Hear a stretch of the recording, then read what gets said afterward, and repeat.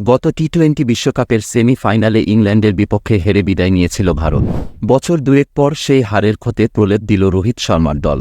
এবার ইংলিশদের বিদায় করে ফাইনালের টিকিট কাটল ভারত। মেগা ফাইনালে তাদের জন্য অপেক্ষা করছে দক্ষিণ আফ্রিকা। গায়ানার প্রভিডেন্স স্টেডিয়ামে টস হেরে আগে ব্যাট করতে নেমে নির্ধারিত 20 ওভারে 7 উইকেট হারিয়ে 171 রান তুলে ভারত। দলের হয়ে সর্বোচ্চ 57 রান করেছেন রোহিত। জবাবে খেলতে নেমে 16 ওভার 4 বলে 103 রানে অল আউট হয় ইংল্যান্ড। 172 রানের লক্ষ্য তাড়ায় শুরুটা ভালোই করেছিল ইংল্যান্ড। বিশেষ করে জশ বাটলার আক্রমণাত্মক শুরু করেছিলেন, তবে ইনিংস বড় করতে পারেননি এই ওপেনার।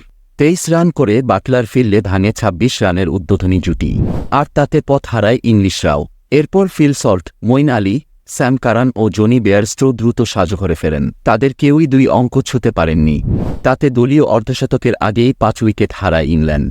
এরপর হ্যারি ব্রুক ও লিয়াম লিভিংস্টোন জুটি গড়ার চেষ্টা করেন, তবে 25 রান করে ব্রুক ফিরলে ম্যাচ থেকে অনেকটাই ছিটকে যায় ইংলিশরা।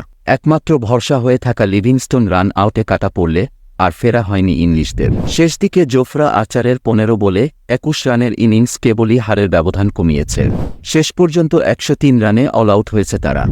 তাতে 68 রানের জয় পেয়েছে ভারত। ভারতের প্লেয়ারদের এমন খেলা দেখার পর আপনার কি মনে হচ্ছে, ভারত কি পারবে সাউথ আফ্রিকাকে হারিয়ে চ্যাম্পিয়ন হতে? আপনার মন্তব্যটা কমেন্ট বক্সে জানাবেন। ভালো থাকবেন, ধন্যবাদ।